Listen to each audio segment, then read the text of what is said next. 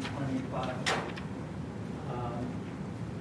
First on the agenda is the Pledge of Allegiance.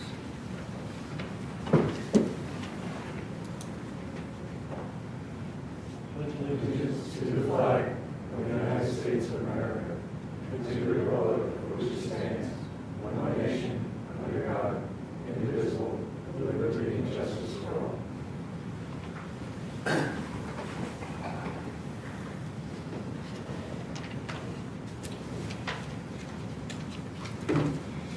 Okay, for the record, this meeting is being live streamed on the township's YouTube channel. Number 3 on the agenda is to open the floor for public comment on anything that is not on the agenda. Is there anybody who wishes to make a comment? Okay, we'll move on. Next is approval for the minutes of November 12th, 2025. I have something for the minutes. I was at the November 12th meeting, but I'm not listed. Not a big deal, but I was in attendance. Seated up here or just in the? Yeah, I was seated up here. Okay. Did I have somebody?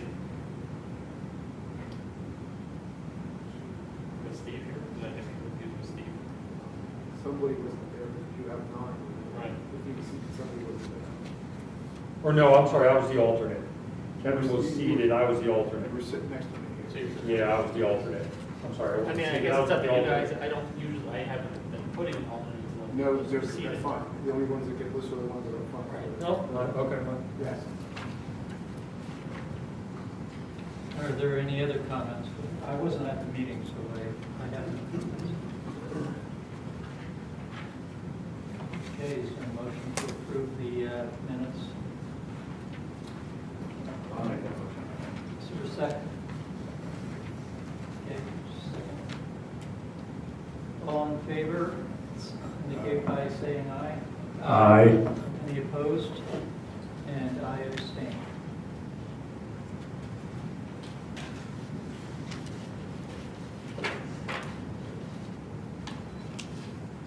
Going on to item number 5, initial saldo application submissions, subdivision plan for Kia of Westchester. Is the applicant here? The attorney for the applicant's here. I can give you a little bit of background before she gives her background.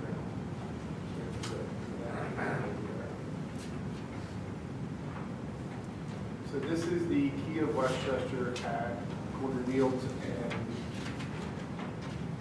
West Town Road that we discussed back. That we discussed.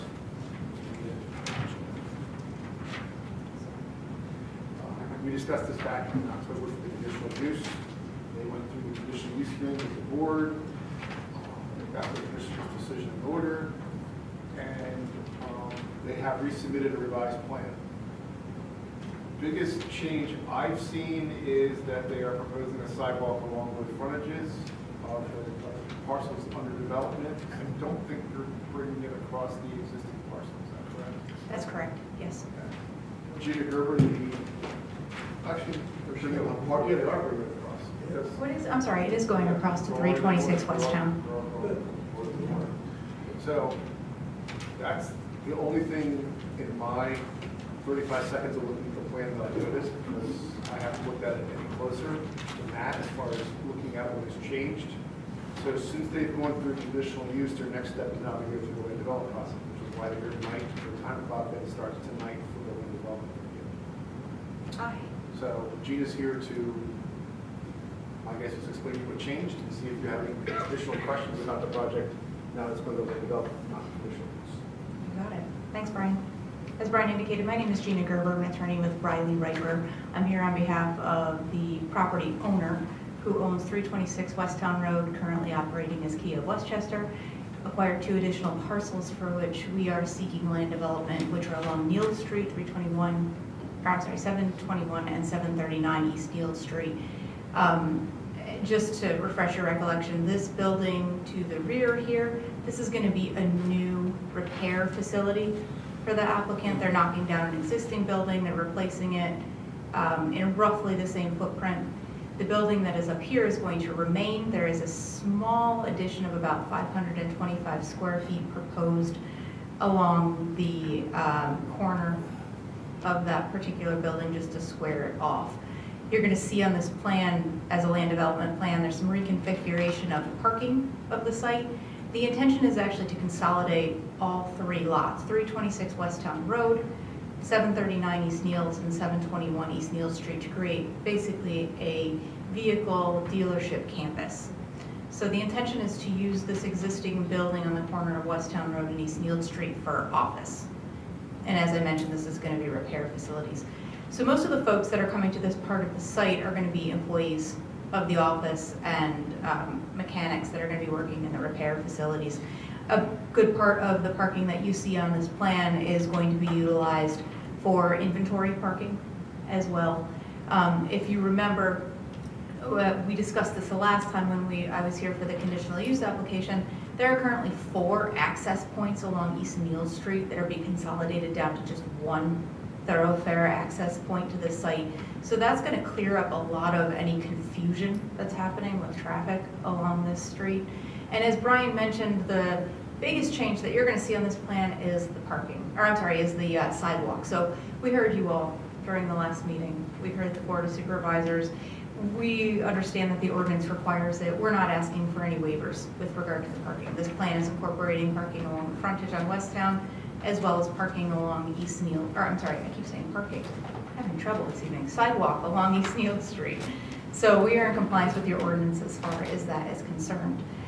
We've also dug into your landscaping requirements a little bit, and we came up with a landscaping plan that we believe actually exceeds your ordinance requirements for this particular project, so that's also some good news here. And then the other major change that Brian will see once he digs into this is they did a little bit of additional survey along the East Niels Street portion of the property. We're showing a better connection for the stormwater management outfall on this plan than what was seen previously. Obviously, when you have to fully engineer this out, you get a better idea of what you're going to see here. So I think all of the changes that you're seeing to this plan are beneficial. They're bringing your plan into greater compliance with the ordinance. This is a fairly simplified version of what you've already seen. I think you all have maybe seen this twice already, so you're probably sick of hearing me talk. If there's anything else you all have questions about, or you have any clarification, feel free. Yes, Dr. White. For this new proposed sidewalk, will it require removal of mature existing trees? I don't know the answer to that off the top of my head. I don't believe there are street trees existing there now. I think it's a fairly open area. So it will be a protected sidewalk with a curb?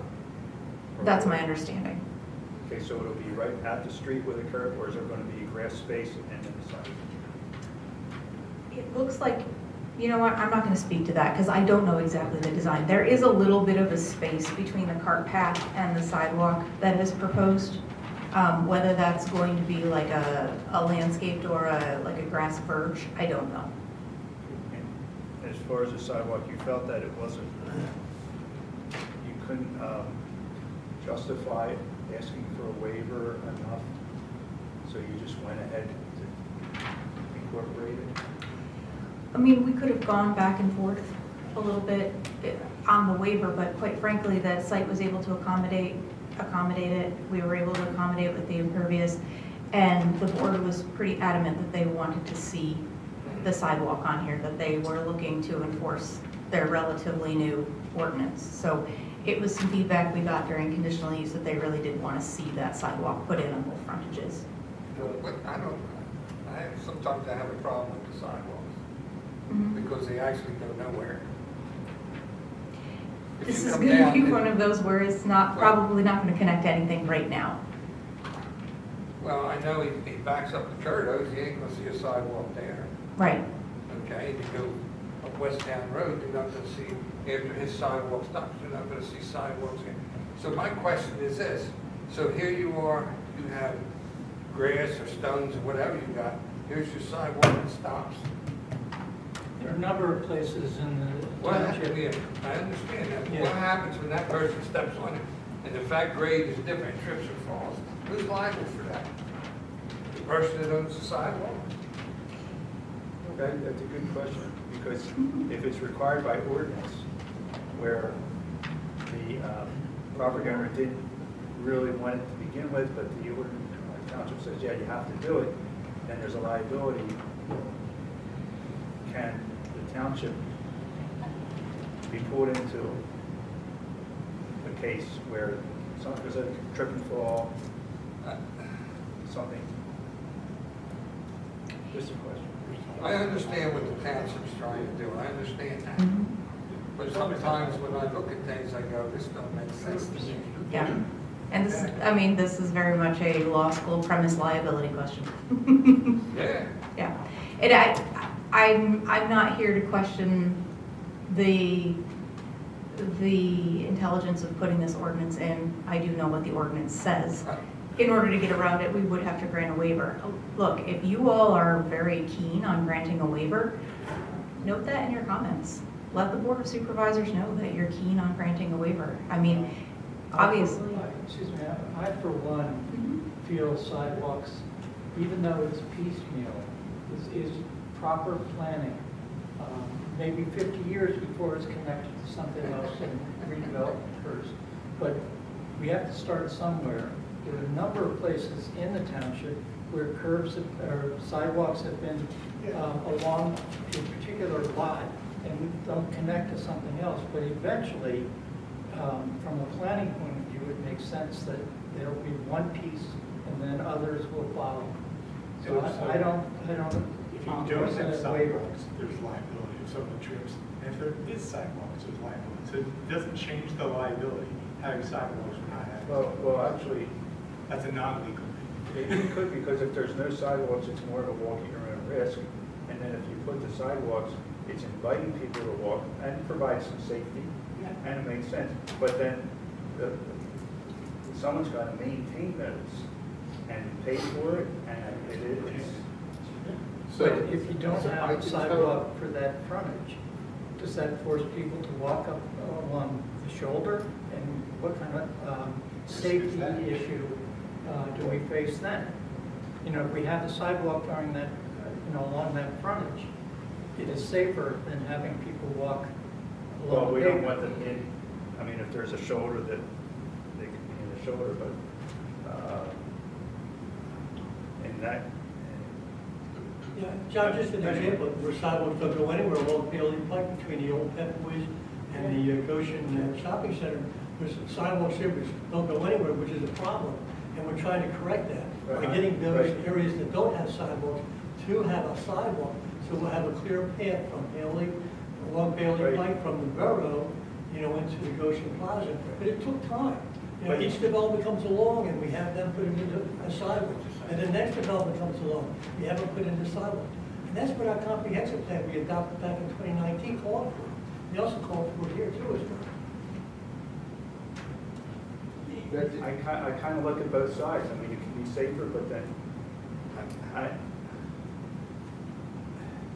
sometimes when you're out there walking, you kind of, I mean, it's different than if you're in the front of a store and you can't, and you're looking for safety there, you can't be anywhere else. Sometimes when you're out walking in an area, I mean, unless it's can be used for the employees to transit around the interior of the site, which can be beneficial. Doug, to answer your question, the township ordinances require the property owner that abuts the sidewalk is responsible to maintain the sidewalk. That's in our ordinance. Right. So anywhere the township chooses to, if the developer puts it into their property, the township puts a sidewalk in, the township is putting a sidewalk and putting a burden on a property that they currently don't have. That's the difference between us putting a sidewalk in an area where there isn't versus the developer coming in the property that they're developing, they own, that they're already expecting to maintain because that's their property. Just like if you had a sidewalk in front of your property, you would have to maintain. Yeah, that's right. That's right. So The ordinance requires the property owner to maintain it. It's clear in the ordinance. Right. The township's ordinance. Right. So in this case, Kia of Westchester is going to have to maintain the sidewalk. right. We're going to put it in as part of the project. But what John's mentioning, which is a good point, we have this ordinance, it's going to require them to put something on. But then, when there's a liability, and something, somebody gets hurt there, can the township get put into that complaint because it was? She's an attorney, I'm an engineer. I'm an attorney and I do land use, not personal liability. So, the answer is, I don't know. I mean, it's just a question that I had, you know. Sure. So, I don't know, but the board felt it was important enough to put it in the ordinance as, and modify the ordinance to put it in that it's required along the frontage of all new subdivisions on developments. Yeah, we changed the word from maybe to shall. John, I understand that, but sometimes if you take it on a case-by-case basis and you look at it best practices and you can have a checklist where if a certain site fits that checklist to force them to put a sidewalk in, fine, but if for certain sites where the pedestrian traffic is highly unlikely and there already is a shoulder and there could be certain grading conditions, it's not so much here. They might have to move some utility poles, maybe not. I venture to say in this situation, they added it to the plan and the expenses, or the situation is such that the expense and burden is not that bad. So they just put it in. Are you saying they should put it in? I didn't follow what you were just saying. No, what I was saying was because of this layout of the site with the grading and the fact that there is room, the applicant decided, okay, we'll just go ahead and do it. Because, and they looked at the cost and they thought, you know what, with everything else we're doing on this site, maybe there's some economies of scale, won't be that much extra, we'll just go ahead and do it. Whether we like it or not, that's what probably happened. But I still question this idea of generally, in this case, I guess it's okay, I don't want to say no, don't do it, but I just think that it should be more of a deliberate process in case-by-case basis, just saying, oh, we're just going to do it because we just want to do it. And as far as the comp plan goes, I was there for the comp plan too, and I wasn't crazy about having that in there. But, okay, that's my 2 cents, sorry. Nothing to apologize for. Sorry. But otherwise, it's a good plan. On another topic, we can go on from there.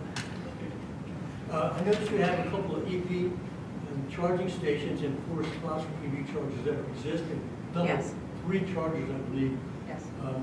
Now, in the new parking arrangement, I see you have handicapped parking, which apply by the ordinance requiring that. Do you have any additional EV charging locations that would be EV charging ready? There are none proposed for this. And that was kind of at the direction of our client who said EV is phasing out right now. And there's really no need to put them in on this part of the development. They're going to be spaces that are not going to be used for EV. Right, I understand, but you would think that car dealer, they would, I know you have them inside the building as well. I'm sure Kia's going to be making electric vehicles, you know, going into the future. You can't just look at 2025 and 26, we've got to look further down the road. You know, it's where, you know, the industry will be going. So I know I, for one, am looking for another EV vehicle. I got one, I'm looking for another one. So Noted. Kia might be one of the places I'll be checking out. Noted. And I mean, I will certainly pass that along. It's just, We have I an mean, ordinance in place that requires a certain number of EV charging stations, you know, per the number of parking lots. So, you know, as we'll have to see whether that applies or not.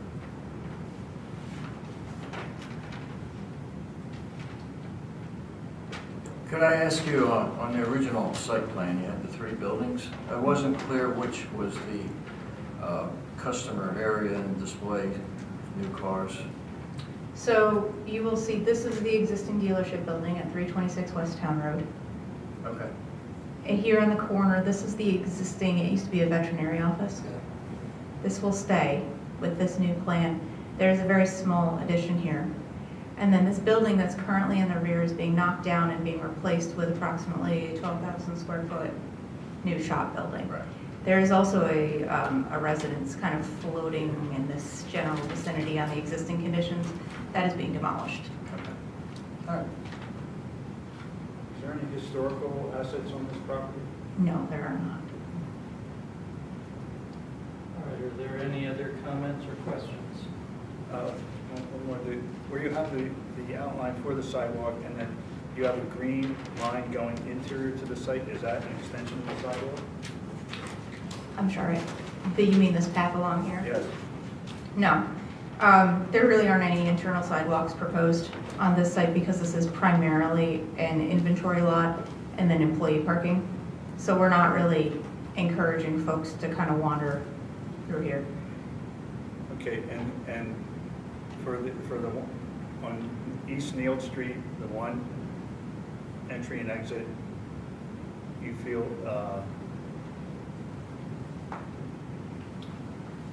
is enough for safety or?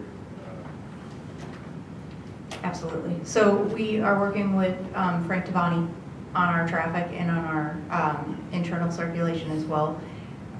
We had initially shown the shutdown of 3 of the existing sites, or 3 of the existing access points to this property to do the one. He said, you know, that's a great idea. He goes, there's a lot of confusion about cars going in and out and which one to use. By doing this, you're going to funnel all the vehicles in and out primarily on this half of the site through this one entrance exit. Now, most of the customers to and from are going to be using the accesses along West Town Road. So what that effectively does is gives the employees a secondary access to and from the site without creating additional conflicts to the existing site. And so the car carriers are going to use the East Neal Street entrance? Most likely. I mean, there is a condition in the conditional use that mandates that there is no loading or unloading of vehicles on either one of these streets.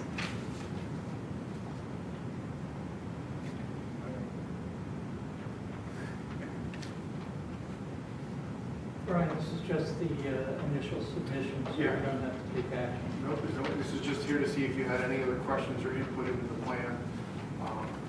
The traffic study was testified to conditional use that was safe for consolidating one entrance is better for safety. Like Gina said, this is the customer area up here. This area is not for customers. This area is for employees, for service, and for inventory. So the customers that come will be up here at the current dealership.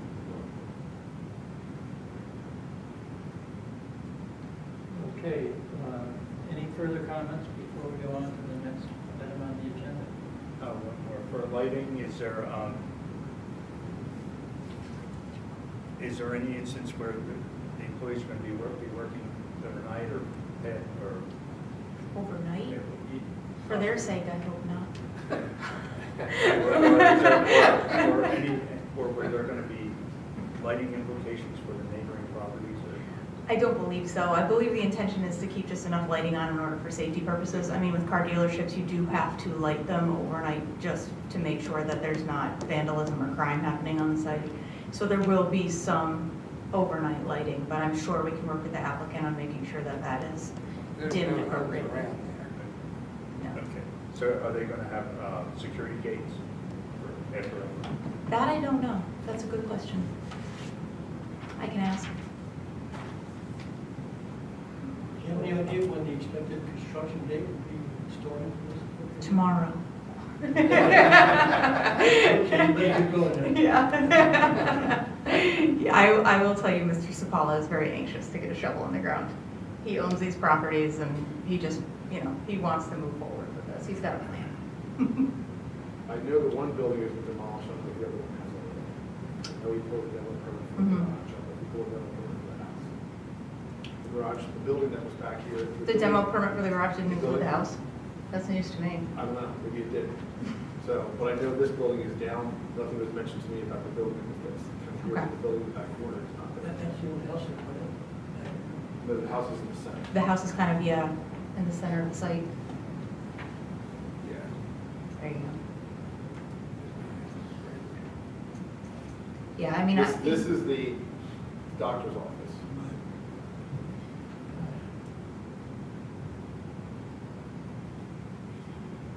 this is the building, right?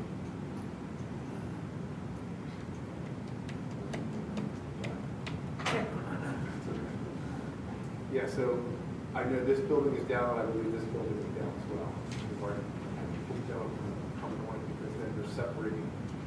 This driveway is getting separated off. This driveway is getting closed, so this guy's going to access it from here. This driveway just appearing, this driveway just appearing with one access on possibly two businesses. Yeah, I mean, I think he's moving fairly quickly. He's probably going to do as much demolition as he can without, you know, having the municipal approvals in place. He'll get as far as he can until he can't go any further, and then hopefully by, you know, March, April, we've got things approved and moving forward.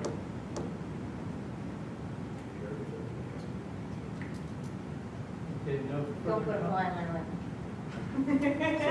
I'm just teasing. Yeah, no, you're right. All right, since there's no further questions or comments, thank you for coming in. Thank you very much for your time. Appreciate it.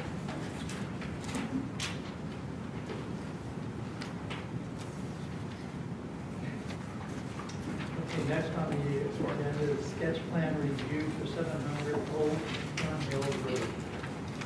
So I just introduced this a little bit, and I'll let the guy or come up with a video advance.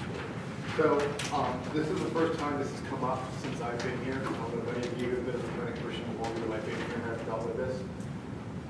In our ordinance, which is the ordinance section, chapter 72, I have there, I've given you as well. There is a formal sketch plan process. So this is the first application which has come to me and asked about doing this process.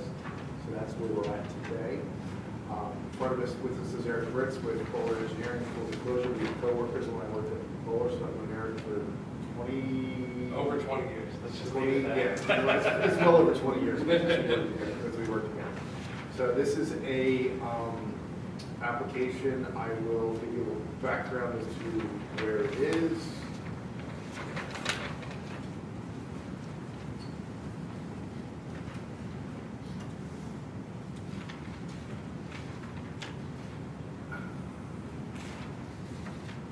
It's right around the corner. Okay.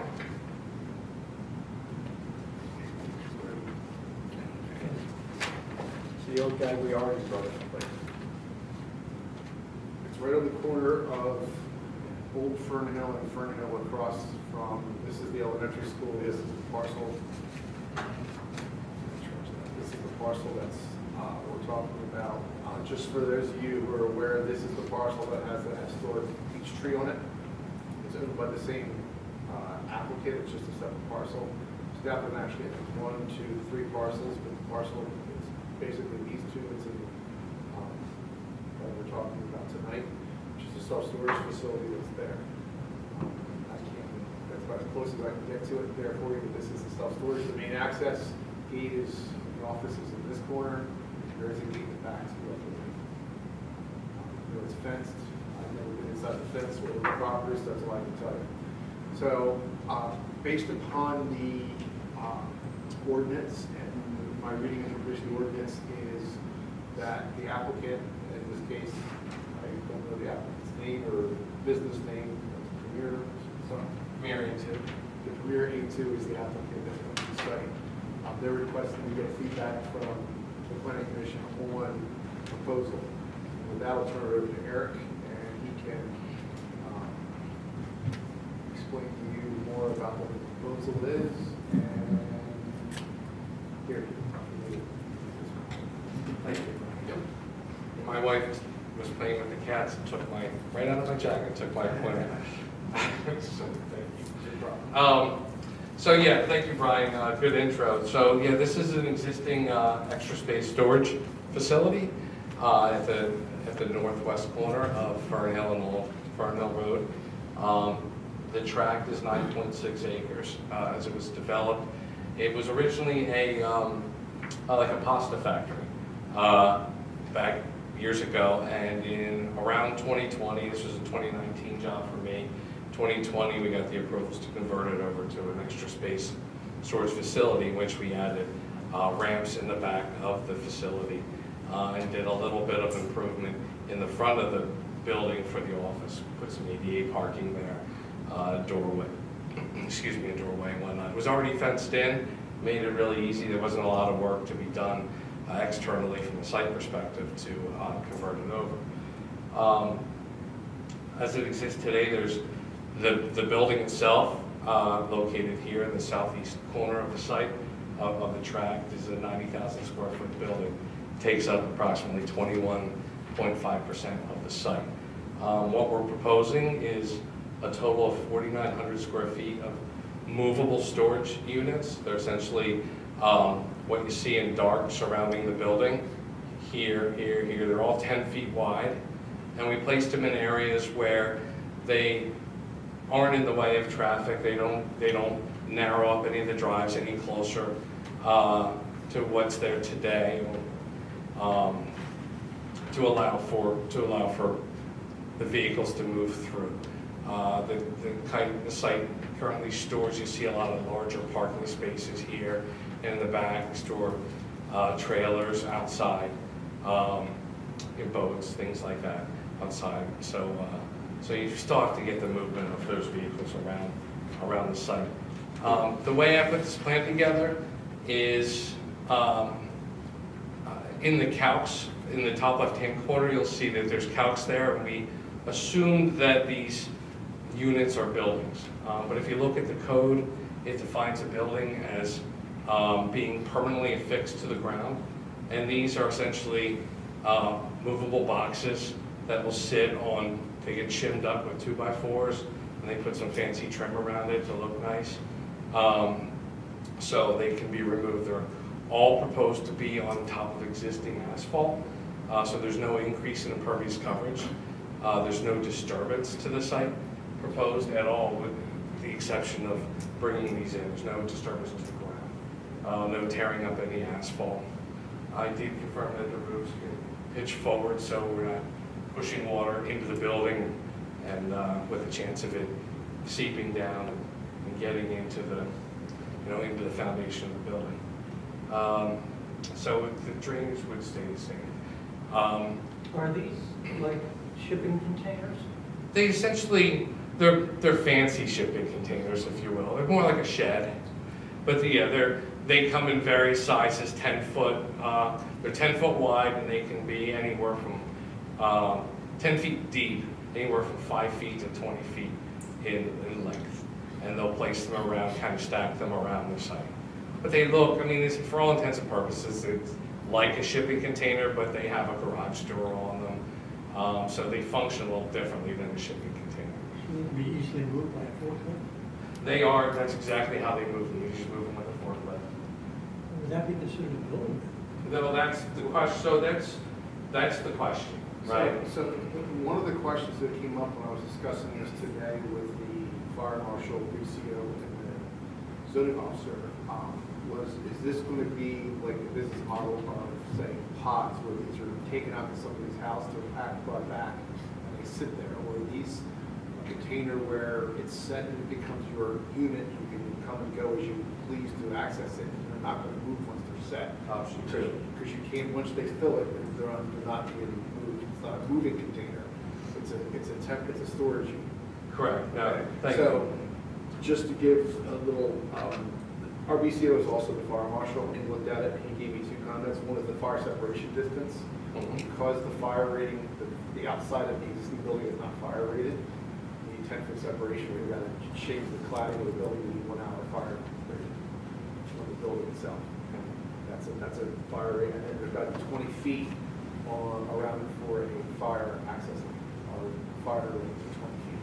So you can't have anything less than 20 feet in the site. I know there's a spot in the back here that's less than 20. It's about 19 and change. But they were supposed to, in 2019, one of the comments was to add some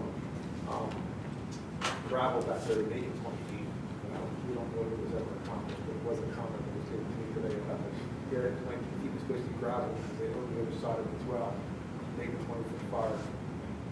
So fire lanes have to be, fire apparatus lanes have to be 20 feet unobstructed width, and then the building separation between these units and the existing building, because of fire rating, has to be 10 feet, or the building itself, cladding has to be redone as a 1 hour fire rating at the exterior wall, which the building code official knows currently it's not.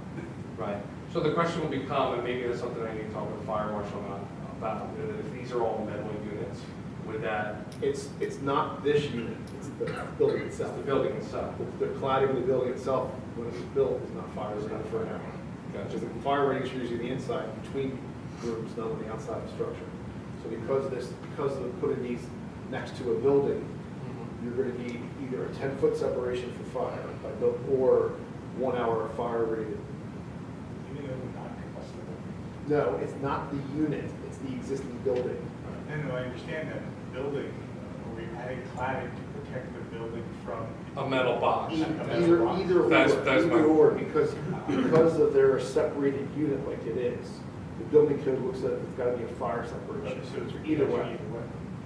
And he said the outside cladding of the building is probably not fire rated because of the style of building it is, so it's not going to be an hour fire rated cladding in the building. The building itself needs to be, in order to put it where they have it, which is a foot away.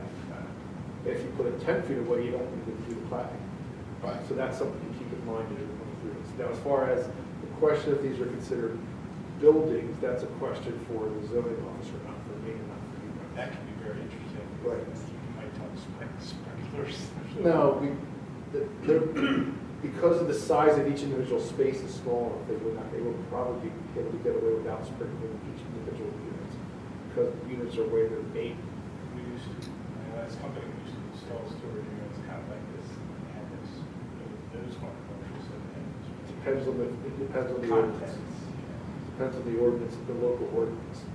It's like I know, like for example, 820 East Washington has separated their building, which is the auto repair facility that we had. It just came back through again to separate the building. They did that so with the sprinkler, the old building with the sprinkler. They only had to sprinkle the new building. Is it zoning of the International Fire Code? It's fire code, and then we have our own fire code that we've adopted that has some additional as a township that I don't get involved in. But we do have our own township fire code that references the fire code and also has some own. There is a way you can break spaces down to be smaller with fire rated breaks that you don't need to have sprinklers in. That's in the building code and the fire code. It's not just blanket sprinkler or anything. Some townships have done that. I have a question on the units that report units. Is there restrictions that you'll be setting on the contents? I believe they do have restrictions. I think it's the same kind of restrictions that they have for inside the building. You know, you can't live in them. Right? If a welder buys or rents one, because gas is a lot of equipment. I can tell you from dealing with this with other ones, and I'll let Eric speak after me, there is restrictions they place on it, but the restrictions only are as strong as somebody watching what you put in. Because in the end, it's what you put in. If you show up at 10 o'clock at night, or 8 o'clock when the office is closed, and you're loading your unit, what are they? Is there cameras everywhere? They're checking it to make sure they see what you put in there. A lot of these units I see, especially out where I live, landscapers are running. So they store their equipment and they have their gas cans and stuff in there. So that's, but so they can drive in and drive out of it. So that's something that a lot of these roll-up doors use. Interior storage is a lot easier to control inside the building. But when you get the exterior roll-up doors, there's a lot more, I'll say, some places leeway. They do have cameras, and I know they do watch them. Out of personal experience, I had a good friend of mine on a move recently who was renting an extra space storage unit. And he mistakenly left his lock. He didn't, the locks are a little cumbersome, and he didn't lock it right. And he walked away and came back the next day, and there was a light missing from his, and it just so happened that the guy who was basically working out of the unit two doors down saw him do that and then took his life. So I know they do watch it. And they try to police it themselves as best as they can. Are these units considered temporary? Well, once they place them, as far as extra space is concerned, no. I mean, they want to place them and keep them there. Now, they might move some around here and there. They might take some away, replace them. But no, I mean, for all intents and purposes, they'll be there. If we get approved to do this, they'll install it and keep it there. Are they fixed locations? The locations would be fixed.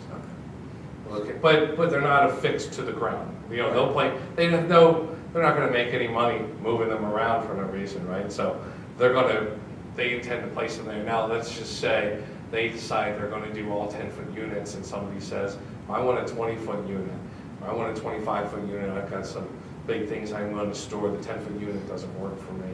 They might, and they're out of 20-foot units, maybe they'll go and get themselves a 20-foot unit, replace 2 10s for a 20. I got a question for Brian. So what you're saying, and I understand, do they have to be NFPA, be labeled on the outside? That I don't know, because that's a building code issue because of the fire code issue. I don't know. I just had 2 comments that I got from, Yeah, 2 comments from the I fire marshal. understand, you know. Looking at the sketch plan today, his 2 comments were about the separation distance for the buildings. If they don't want to separate, they're going to deal with him about how they're going to deal with the 1 foot where they're going to put it out. His comment is, the storage units are required to be a minimum of 10 feet from the exterior wall of the building, per the IBC. I think it's the fire apparatus road around the building shall have an unobstructed width of not less than 20 feet per the IFC. So it's fire code and building. Okay. So that's what he gave me.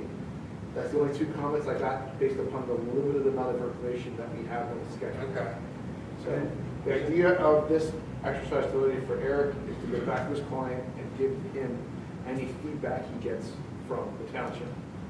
If these units are to be considered permanent, there may be an issue with it being considered a permanent structure for the improvement to the lot, which in our ordinance, an improvement to the lot considers, it throws it into the definition of land development by the way land development is defined. In which case, I'll be back here to see you guys again. So that's where the permanent nature of these units could be considered even though it's not a quote building, it's a permanent improvement. An improvement is a defined term in subdivision or subdivision ordinance. And our ordinance says an improvement to a lot is, and their list is considered land development by the way it's defined in the ordinance. So that's where I'm trying to make it tripped up into having to go through land development, not just to a permit. And this is something that is not formally decided yet because tonight is just about the sketch plan and seeing what you think of the proposal to add these. I do have your pictures if you want me to show. Yeah, sure. I mean, there were questions about the unit, so I mean, I guess the hard part is just our determinations will be based on how you define what these are. If you're defining them as permanent, and then that's going to change what we're thinking about people, what housing can happen. If it's defined as, surprised, I don't know, it just seems like there's no whole Well, that before us. No, this is, so I'll let Eric talk about this picture. This is one of them, he said, show me what this is. So this is one of his sites where he's got some of these sheds, and you see essentially like they don't look like a moving box, right? It looks more like a shed. So it's just an example to show you how the garage doors work. Those are all 10-foot units. Here's a couple more. The green ones there, they look like, I believe they're 5-foot units, so smaller units. And then the back, they're like 5x5s. That's about as small as they come. And then on the back side, he's got the 10-foot wide units, 10-foot deep units. If these are essentially permanent, once they're placed, subject to if there's a need to get a larger unit or something, why not just anchor them to the ground? Then again, there's really no need to. The weight of them keeps them down. You know, they don't necessarily, you bring them in just like any shed. A residential shed. When you put a residential shed, you probably know. Me, I'd probably still fix it because I'm an engineer. I like to overdo a lot of things. So, but most of the sheds you buy a shed from a shed company, they'll come out, they'll level off a stone area, and they'll put it right on the stone and walk away. You're lucky if you even get boards in there to lift it up a little bit, right? You know, me personally, I tore a pad, and I can fix it to the ground because it's just the way I am. But in most cases, there's no need to. Well, we've all seen tornadoes go through the Midwest, and it seems like 90% of the structures are mobile homes, not anchored to the ground, usually put up on pillars of cinder block. To me, they look like mobile homes. Yeah. So that would be something that would probably be handled through the permitting review for the building permit side, because there's going to have to be, that is not something that would get the level of detail of how they, if they're fixed or how they're foundations for leveling in the building permit review, the land development, but it will probably be a building permit about making sure how they're leveled, how they're not. So, because if they're just settled 2x4s, what's going to keep them from just shifting with somebody walking? So that's going to be probably something that comes up from the building code official, and how these are affixed so they don't move even with somebody walking. I should get that. So that was something that could be it's a good question to ask. It's something for him to take back to his client about the way they're fixing it. It's probably going to come up as the building permit process. Well, I think, we're the planning commission, and we're supposed to be looking ahead to potential problems, and, to me, Yeah. If I these are don't permanent, they understand can why it be. has to be temporary structures, not anchored to the ground. They are, to me, a building. If you look at the like a mobile home would be a building. If you look at the temporary housing down at the university, they have helical piles into the ground. They drove helical piles into the ground, and they're strapped down to those to hold them down. Yeah. That's also different because that's a dormitory style living. Your students living in those temporary housing units down there. And they were also approved as temporary housing too. Yeah, they'll only be allowed to be there for 5 years. Right. This is something you look at as more of a permanent installation where these can be swapped out like Lego blocks. This one's getting older, and put a new one in, we want to change out that 15-foot building is going to be a 15-foot deep building because we're demanding for them and not for the 5s or pop the whole unit up with a 15-foot unit area access one side. So that is something to consider. Also, keep in mind too, there's something in our ordinance which you're going to maybe run into is our ordinance for self-storage with this style unit requires 30-foot drive access on the sides you're accessing from. It's in the zoning. Say it again, 30 feet drive up. It's in the zoning ordinance. For accessing to the side of access. Oh, the side of Doors. access. Because he's inside a building, it's only access from the building that didn't apply to his current site. But that's Gotcha. why the needs that our zoning ordinance requires 30 feet. In that section is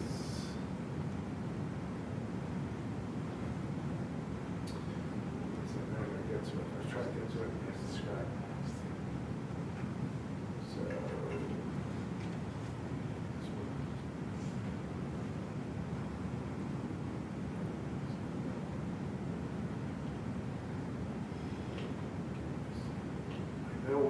I know it's in here because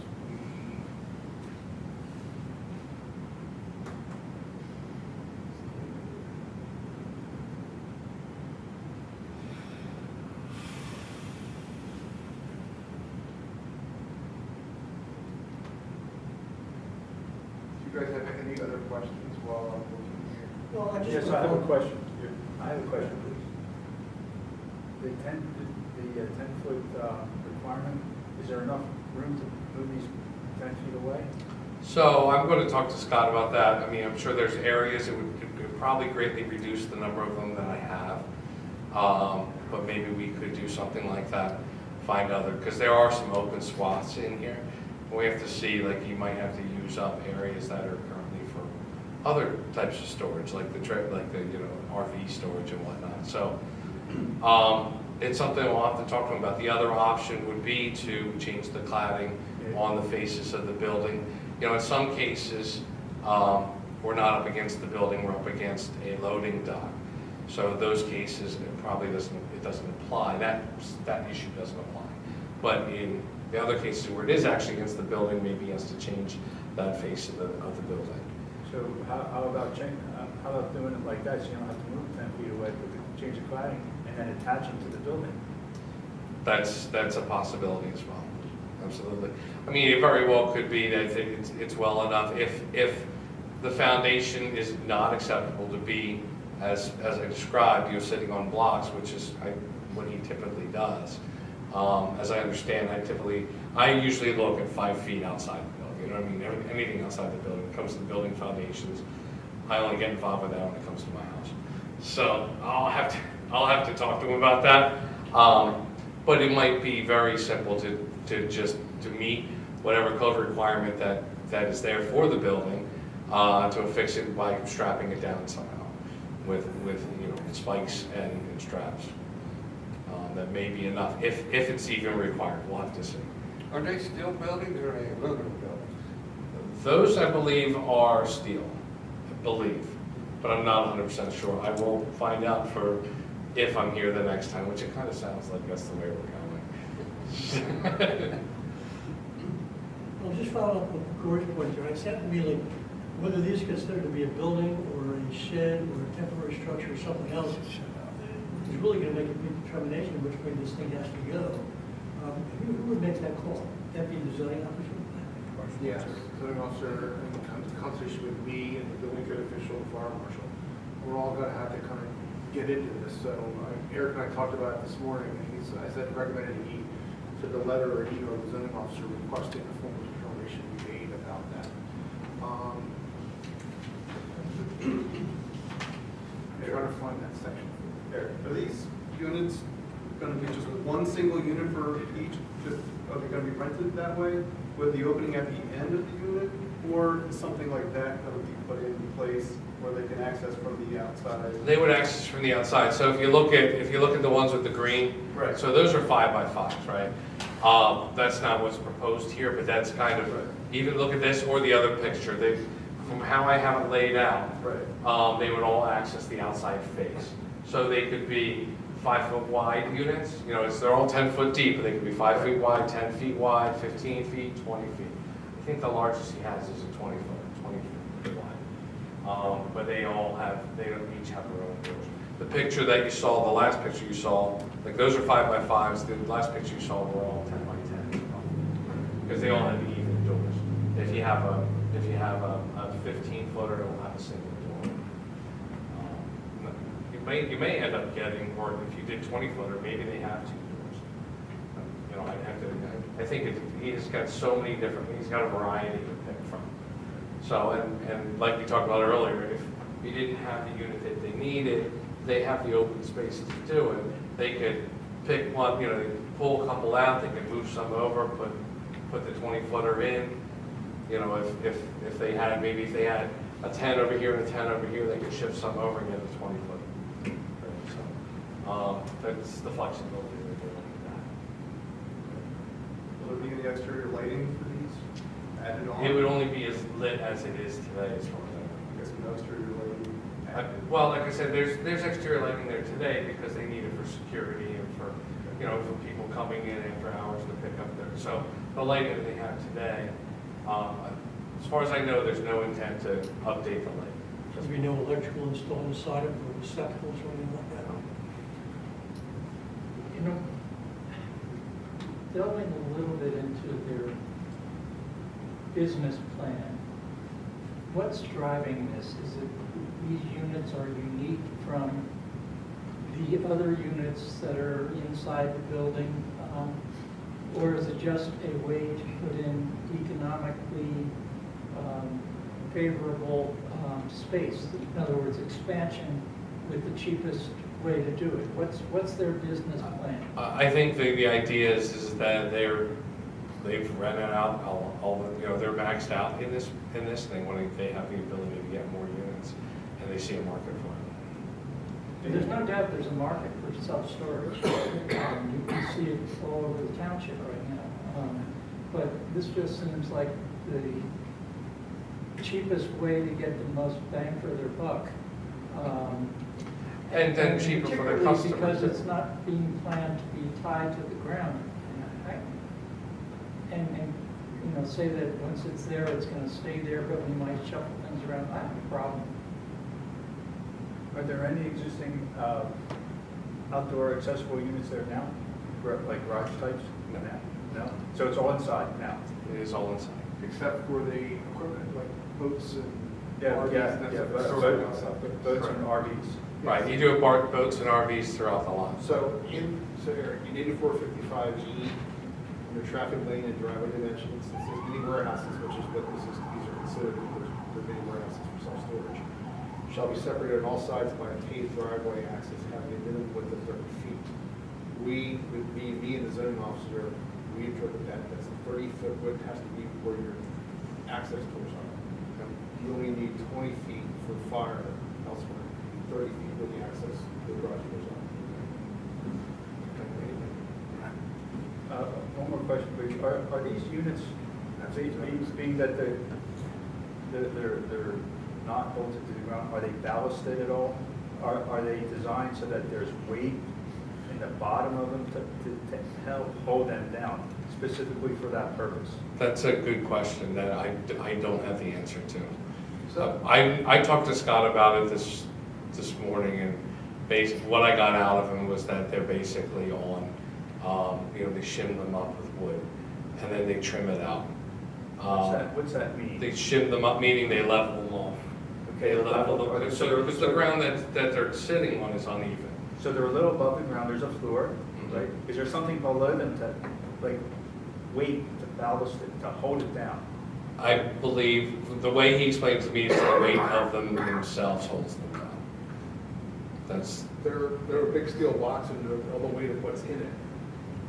Because there's a floor of the box. Yeah, I agree. But I understand your question, and that's a valid Yeah. question for Eric to consider, is how are these held in place if So are there different so for example, when somebody installs a shed on their yard, it's not necessarily, or a storage box or a dock box, so they're not going to necessarily affix it to the ground. They may not. We don't have any rule in the township for a homeowner, but for self-storage units, is there something in our ordinance that says that the storage box has to be affixed to the ground? that would, not in our subdivision or land development, But the but the building building code may require them to be affixed.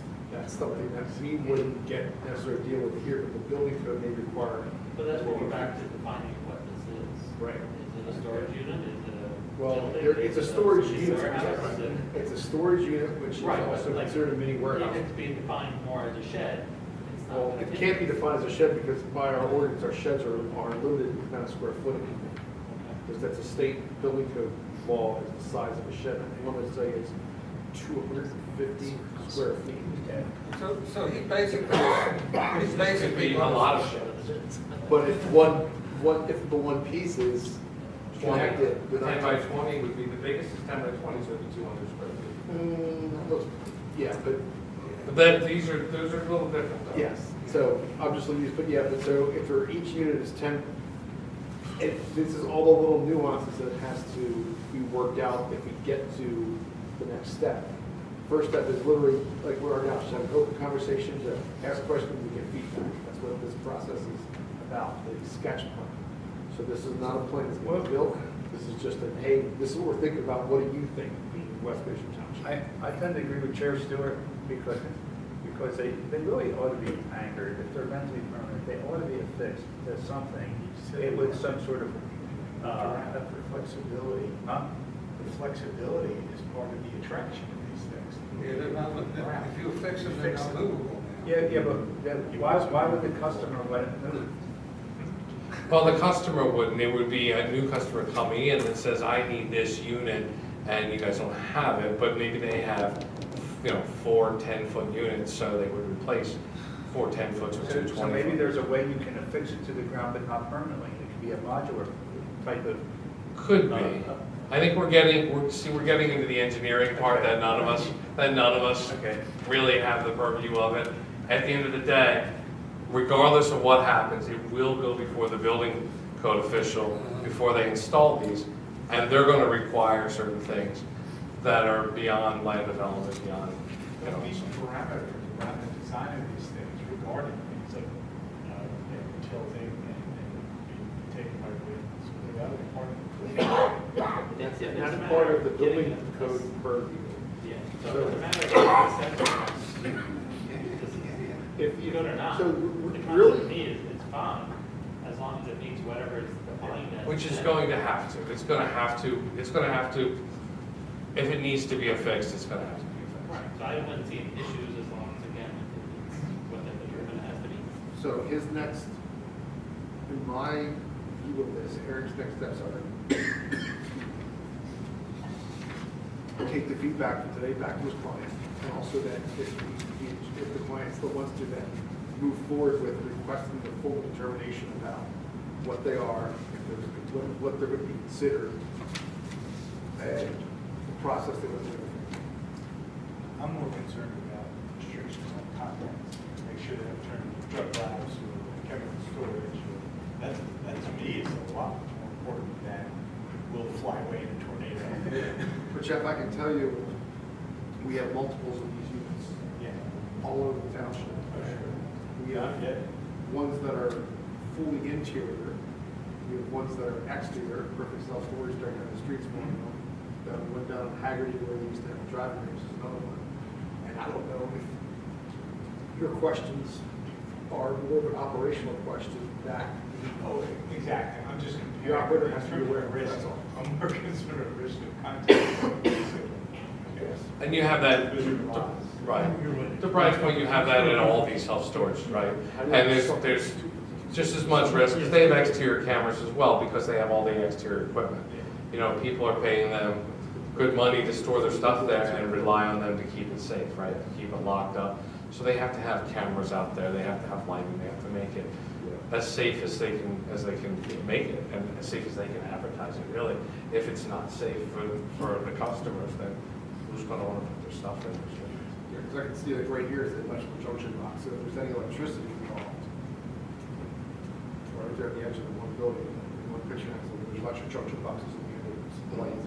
So that's going to be electric, that's electric equipment that we do with that. Right, so they very well may. I mean, experience I have for the outdoor ones, my daughter got one when she was in between moving from one house to another, and it had all happened quickly, so everything went into storage, right, temporarily, and that particular unit not only did it not have electric, but it had a big puddle that we had to keep spanning all day.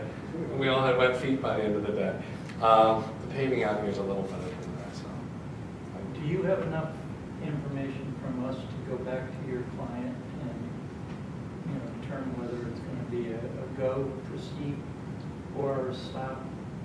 As from this commission, from this planning commission, yeah, I believe so. I mean, basically I came here to introduce the project to you, let you know I may be back, and answer any questions, take any questions that you have so I can get them back to him. So you guys gave me a lot of good questions that I can bring to him. If you have any more, feel free to let me know, let Brian know. He has the application, so he knows how to get in touch with me. And we can work to address every one. Okay, well, thank you for coming in.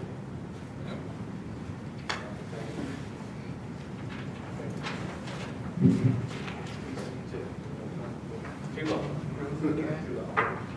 Thank you much.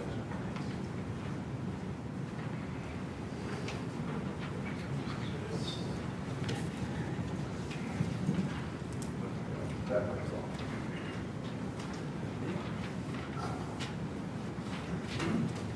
Okay, number 7, zoning hearing board applications of which there are none. Okay, number 8, review and discuss proposed new landscaping ordinance. Do you want me to give a background on this? Yeah, please. Applicant, was it a written applicant that we emailed about it?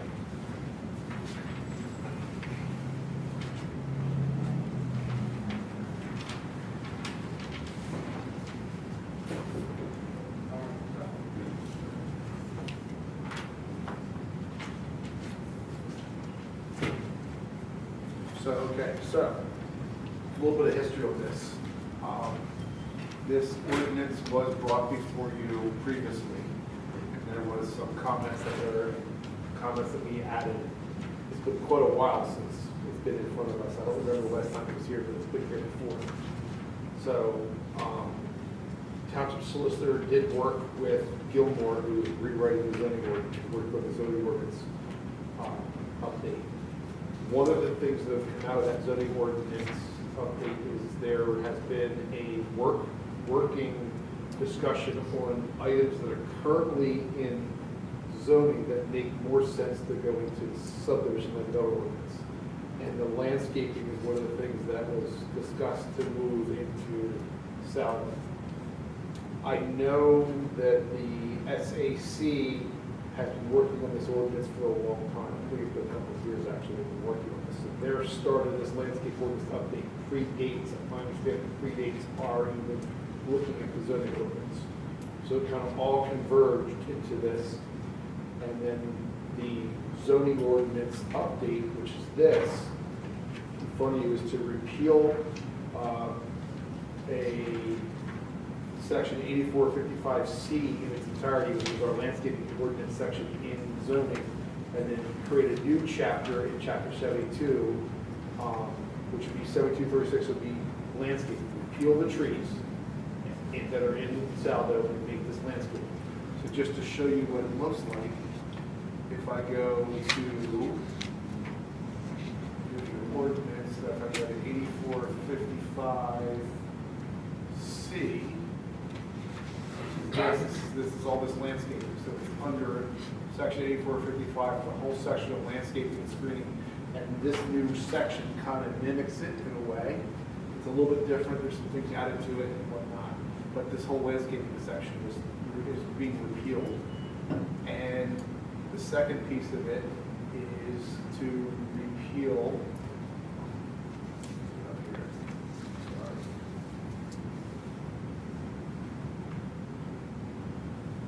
Does that include illumination standards too?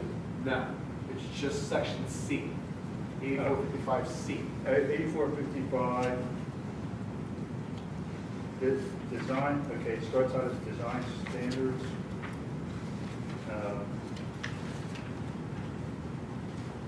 Then what's A? Screening, right? This is 8455A screening. Design standards, storage, landscape requirements, C, applicable, okay.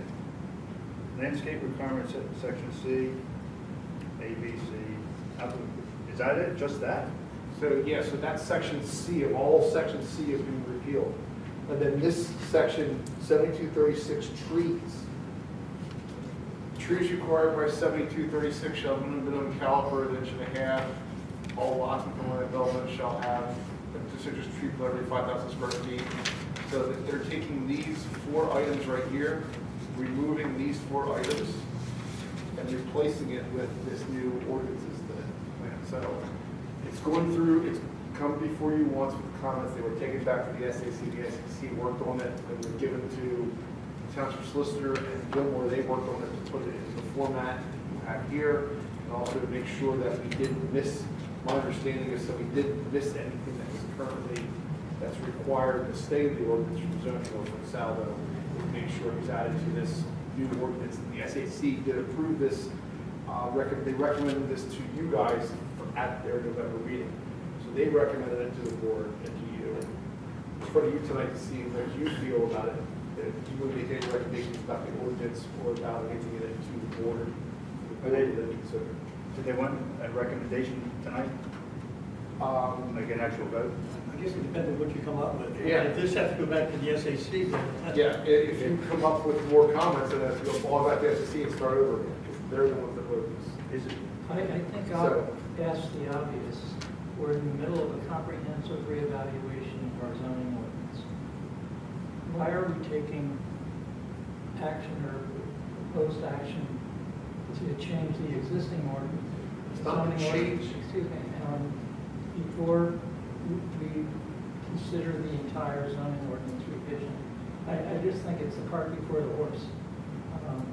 I'd be glad to consider the details of this once we see the rest of the entire zoning ordinance that Gilmore is working on. Again, cart before the horse, I think is premature, and I would encourage the supervisor to not adopt something before we have the full ordinance. No, we did, when they brought that before us before, we did raise all that. Yep. And I think the concept of what we came from it was we connected them with Gilmore to work out all of this. So Yes. that it was ideally, that little piece is going to blend and match what everything else is that we're supposed to do. I So- agree with you, I don't see a reason why, especially at this day and age, that we're getting close to this thing being done. Why not wait another, 4 to 6 months? To do it right instead of having to figure out, oh, oops, we have to change this again. Well, this is, so keep in mind, this ordinance is to do what was discussed, which is take the landscaping out of zoning and put it in the south. Well, So- why do you want to do that? What's the justification? Because then it runs and it's in where all the other requirements are for doing the subdivision and development. But part of landscaping is bulking area. I'm not the one who wrote it. So it's a little bit of both, actually. Because I'm looking at the original design standards, section C. There is bulking area. It kind of is zoned. There are, and then there are species, tree species, and there's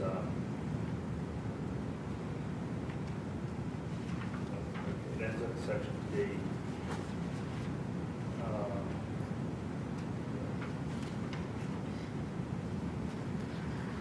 I kind of agree with Chair Stewart. Also, I had some questions here. I would like to see the Planning Commission have more participation in the actual writing of this. Maybe the Sustainable Committee can come to us and we can have a workshop together, we can write it together. I'd like to see that happen. I don't really like to have this just thrown in front of us and say, here, rubber stamp it. And but I think that this is what we learned at our course. We should actually participate in the writings of these things also. Corey, sorry, Doug. Corey, didn't the SAC come the last Yes. time? So the last time they Yeah. came and presented to you. They presented what they had, right, okay. And you gave them comments. and presented asked all them- this. And you gave They them gave comments us and time you to asked, comment. Okay. and you asked that you had a workshop with them here and you also had them get in contact with Gilmore to make sure it was coordinating with. Okay. So Yeah, that was- okay. that was the comments given to them at that point. They've addressed, worked through that and come back with, this is from the workshop, which was, I believe, last year at this point, or beginning of this year. Okay, so, Go back and look. okay, so some of my comments would be, maybe not, you're always citing section 8455, maybe keep some of it in terms of the bulking area. I object to the section A, subsection number 5, to promote rezoning to climate change. I would like to see that terminology removed. I don't even know what that means. I think most people know what that means, though. I don't think, how would it be relevant? It's relevant, that's why we want trees, that's why we want. Then we can say that, but I think it's a divisive term. I think it should be removed. I think it's a divisive term with a handful of people who want to be divisive. No. Yeah, I'm not here to argue. I'm just here to give my opinion. That's my opinion, all right? And what does that mean? Also, to promote sufficient I buffering. mean, it also means putting trees in that aren't gonna be affected in the heat. Then we can say that. Change and things like that, that is what it says. Okay, we can That's say what that. resilience to climate change means. It doesn't mean it's a political yeah. swipe Right, at something, it means that you just condition things proper based on how the weather's changing here and there.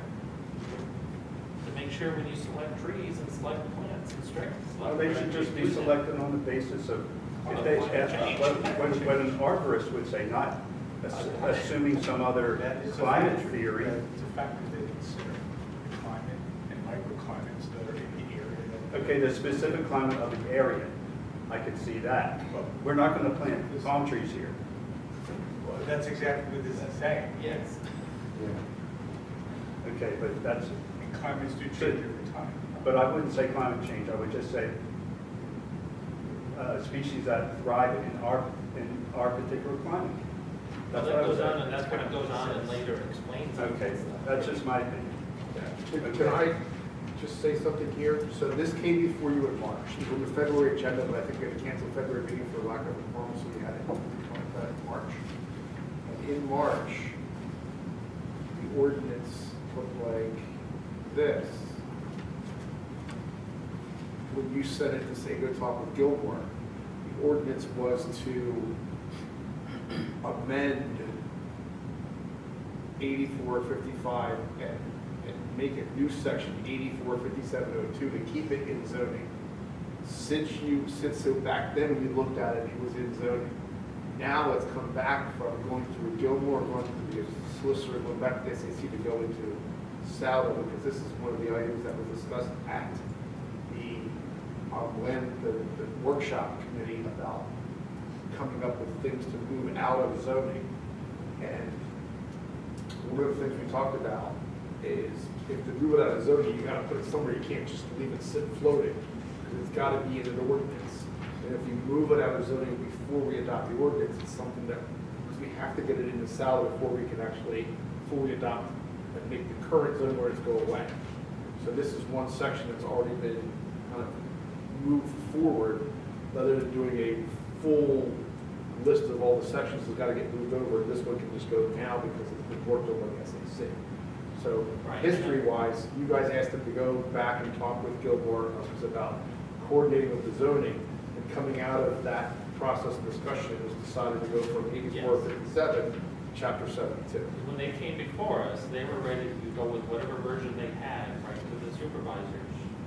We had a lengthy discussion and really ripped it apart as to what That's what they had. changed. Found it from the packet for We March. put Gilmore into it, and that's where, right or wrong, that's where we're coming out with this piece. So a lot of it, I think, is similar. I didn't go through it word by word, but this is from March. If you want, we can punt to January. You guys can look at it versus this one. I can email it back around to everybody next week when I'm back in the office. So you have the one that was in March, which is keeping it in zoning, and the current proposal, which is to put it into Saldo. Moving from zoning to Saldo, so you're getting ahead of some of the work that has to be done, because keep in mind, if you adopt a new zoning ordinance, it doesn't have landscaping. And you repeal the old ordinance, so there's no landscaping requirements at all until you go through the process to update the whole Saldo. So by doing it, putting in the Saldo now is just a section, you take away some of the, I'll say, like a term, scrambling work we have to do to make sure the Saldo is updated, so when you adopt a new ordinance for zoning, we don't miss anything. Is there any problem with adopting these changes as a part of the comprehensive reevaluation and on the same night have the supervisors vote on amending the subdivision and land development ordinance so that there's no gap in time between the change in the zoning? I would caution on that one. The only reason is I think there's going to be more and more sections coming before you of stuff to be moved from zoning into Saldo. And I think it might be easier to bite them off one at a time as they come before you, instead of saying, okay, here's 27 sections we have to go through to get into Saldo. What do you think? Actually, I see a benefit to having it not piecemeal, but more of a comprehensive effort. I don't like the idea of piecemeal changes here, there. I'd much rather have it all at once. Okay. That's my feeling. I guess the suggestion I would have is like what you're saying. Send that to all of us, but push this to January. Let's, at the next time we have Gilmore here, give a list of what is expected to be coming out of zoning going to Saldo. I don't know how far along they were in the process of the full of, because right now what they're doing is they're actually writing the ordinance for the pieces that you put together. So we don't have a draft ordinance yet. No, I'm not saying that. I'm thinking of her saying, okay, these are the areas that we discussed that would be coming out and going to. I could ask I could ask that question. So and we if can we see get- that, like you're saying, that this isn't just one little segment that gets missed, but that, okay, here's all the pieces that, whether we end up electing them individually, doesn't matter to me, as long as we know these are what it's going to be. Keep in mind, on January the 28th, we're supposed to be having a joint meeting between the planning commission and the board of supervisors. You get a presentation from Gilmore as to what the zoning ordinance agreement is going to look like, draft. So that's going to be happening at the end of January. Okay, Right, so then if this is something we just kind of take our time with and maybe adapt in February, gives us time to see how that plays in place with everything else on the 28th Might of be a better January. handle on where things stand. Right. And I think this really. I just don't want to do something like this and then find out we missed something because we're not looking at the big picture, we're just looking at a little segment right now without seeing, and while everyone here being privy to the whole big section. That's what the goal was, the 28th, for everyone here to get involved in it and make that decision there. So we're doing it one way and hopefully the right way instead of your terminology. Oops. So I still have some more comments after my one comment. Number 5, number 7, it says promote sufficient buffering. What's sufficient mean? That should be defined. Number 8, consistent with the Environmental Rights Amendment. What is that? What's that mean? There's a lot of vagueness here, I think.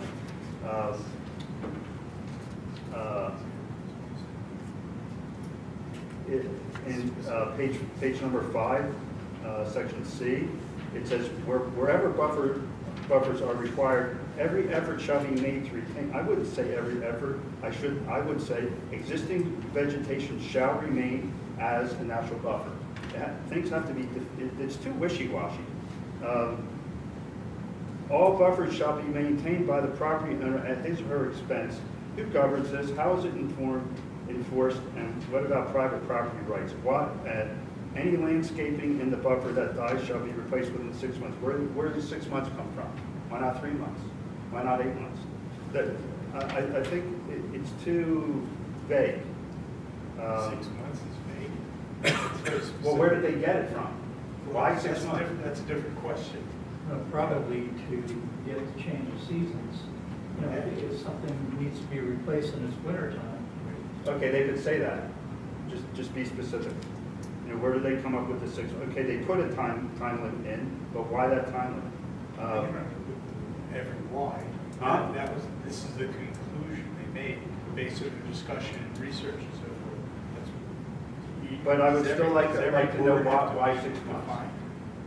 It should be Well, it's a defined. question. I wouldn't necessarily have to put it here. Let's ask. If we're going to push this forward, there's no sense in getting into these details at all. Yeah, these are getting. Okay, these are just some comments. I have my own, but I'm not going to bring them up because it just delays the meeting for no reason, because I'll bring them up when we're actually discussing the contents of this. Okay. All right.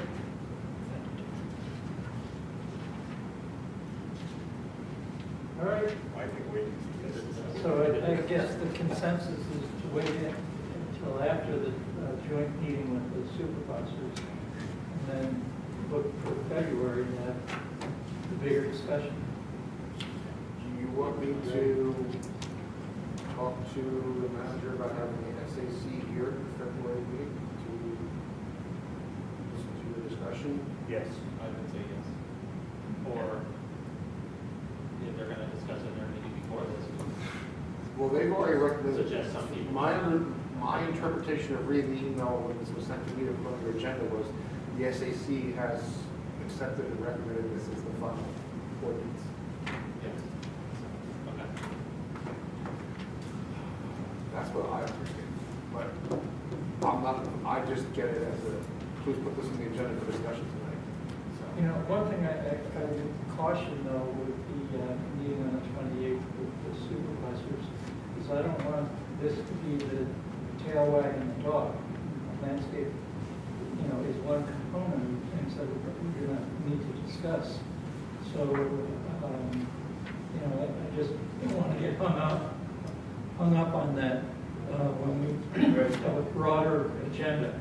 that we need to discuss with the supervisors. Also, the tree replacement standards that are in the comprehensive plan, should that be in this ordinance, or is that Sorry, separate? what did you say? I didn't, you started talking like. Oh, I'm sorry, Brian. Strengthening the tree replacement standards. Tree replacement standard currently is in a different section of the ordinance. Zoning or zoning? Neither, It's by zone. kind of. It's in chapter 60. Give me a second. It's in neither. It's in chapter 69 under soil and erosion sediment control. Soil and erosion, okay. So it's a separate chapter completely. It's not. Do they want to put it with this as landscaping, or do you want to treat it separate? Because that's also where our forestry management plans are. That's where, that section, which is soil erosion control, chapter 69. It talks about that, and that's where it talks about the permits for removing trees. It's all in that section. It's all, okay. So if we take it out of that section, it's going to make it, I think, more difficult. You don't want to, like, how would you feel about the soil and erosion section being part of this? Or is it really separate? It's not really landscaping. Well, it kind of is, and it isn't.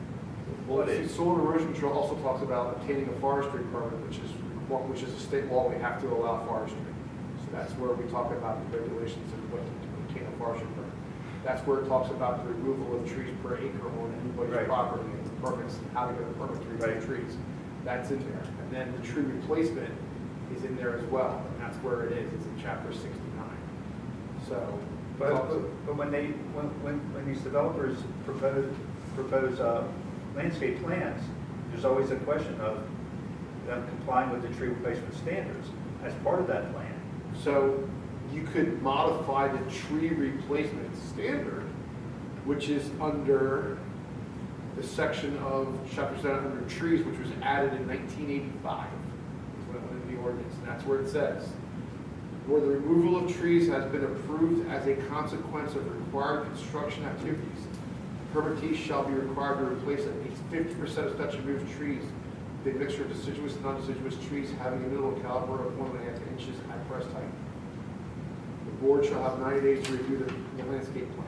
And what section is that, Brian? Chapter 69. 69, what section?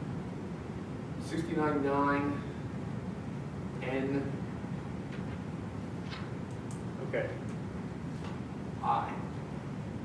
Little I. So it's 69, chapter 69, section 9, capital N.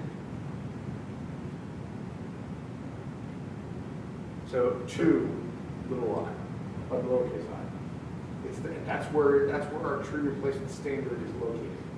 Okay, so since that's part of our comprehensive plan to strengthen that, it's not, it's kind of vague, shouldn't that be worked on also? What are you saying should be worked on also? The tree replacement standard, meaning more strict, better. Well, I think the way that they're written right now, they're really not, they may be industry standards across the board, but I think they're lacking. For example, going down to 1.5 inch caliber, 2 feet off the ground for trees to be planted. 4 feet off the ground, or should I have 4 feet off the ground? It's 4 feet, I thought it was 2. Anyway. It's 4 feet in this ordinance, it's 4 feet. It's chapter 69, it's 4 feet. And that makes it even worse from that point of view. So you're saying our standards are lacking? Yeah. So they need to be fixed? Well, I think that we should go to over 3 inches at 4 foot. Otherwise, the amount of trees that will die 1.5 inches, they're saplings. Yeah. Well, the higher up the small, if you get the 4 feet, 1.5 inches, that means the tree's larger, 2 feet. The current ordinance for Saldo is 1.5 inches to 2 feet. This ordinance being chapter 69 is 1.5 inches and 4 feet. So they're incompatible that way. So you would like to see it strengthened? Yeah, But but that's just an example. I haven't really studied all of the standards. But that's the one that, Brian and I had a conversation about it today, and that's one, that came up in conversation. yeah, our current ordinance has requirements for some trees to be 2.5 inches caliber. But this ordinance is blanketed, taking it, because it's in the planning list, that this ordinance is repealing, that we have the species list. Now it's saying you gotta go to Penn State Extension and use what they consider to be a native species, 75% of that. So what's the other 25%? Whatever you wanna plant, it doesn't say, like, if you wanna plant palm trees, I don't think this tells me you can't. But you should. Right. Well, it just identifies a native species. 75%, not 100%, 75%. Rather than So what's the other wait 25%? for this, I think the consensus is to push this after the joint meeting into the February meeting to go into more detail. Okay. I agree. Are we all in agreement with that? Yeah. We all agree that because you work on Yeah. Okay, we'll move on then. Last thing on the agenda, I lost my agenda, but it's the 2026 Planning Commission meeting schedule. We have to, I guess, adopt this? No, this is just if, so I put it in this format so it's easier to read for everybody. So if you look at this, this is what would be your meeting dates based upon keeping it the second Tuesday of the month. So the two questions that I have to ask you for the recommendation to give it to the board for reorg, which is the next, which is the reorg report you guys have your next meeting in January, is are you, the assumption is you're going to keep it on the second Tuesday of the month that we currently have. The only question to basically come up with is timing of the meeting. All other committees except for you and one other committee meet at 6 o'clock. You're the only one that meets at 7. So if you want to keep it at 7, that's your choice. But everybody else is currently moved back to their meetings. They're all meeting at 6 o'clock now. That's a choice of you as a planning commission. If you want to keep it at 7 or you want to move it earlier to 6. So the nights are done. That's up to you guys. Although we don't have a lot of public participation at our meetings, 6 o'clock is dinner time, kids and so on. That was my reason in recommending last year to continue at 7 o'clock. Because our board meetings are all at 6. Yeah. All the other boards meet at 6 except for one, and I don't know which one it is. Yeah, I suggest we stay at 7. I'll just speak personally, it's easier for me to make it by 7 than 6. Yeah. 7's good. 7. Consensus is 7? Right? Okay. I don't have any problems with these dates. Oh, zoning hearing board is the only other meeting, is the only other board that meets at 7 o'clock, they meet at 7. Every other committee or every other board meets at 6. All right. I think we're going to suggest 7. I have a question, is, since there are, sometimes we have meeting, months where we have light attendance, is there any place where we could maybe hold a meeting? Or not, you have to have it monthly? Yeah, the state law requires a monthly meeting for the planning commission, and they have to be legally advertised. So what they do is they run one advertisement for the year. Okay. It's easier to cancel a meeting than it is to schedule. Gotcha. So the legal, there's requirements of advertising it. Like, when we had to advertise a special meeting the other month where we met on a Wednesday night, it was like last month, Yeah. the advertising was almost $500, just to advertise that one meeting. Was the cost of advertising, because you have to do it in the newspaper, and they know it, so that's what's keeping newspapers in business, is a lot of legal advertising. Okay. So, that's something to keep in mind. So you do one, there's one legal ad run that lists all the meetings of all the boards for the year in one advertisement. So it's legally advertised like it has to be. And then if we have to cancel it for not having a quorum, we can do that. And that's, you just have to do that and post it. You don't have to go through a legal process to do that.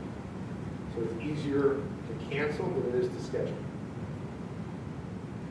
And Chris went through and looked at this, and I don't think, based upon his email to me, with the dates, there's no issues with having to move these meetings. Like we had to move that Tuesday in November because of the election. Yeah, I didn't see any conflict with any dates like that, or even religious holidays. All right, next on the agenda is comments from the audience. I don't see any. Is there a motion to adjourn? I'll make the motion. to adjourn us in a second. Second. I'll signify by saying aye. Aye. Is it all? Sure. Just say no.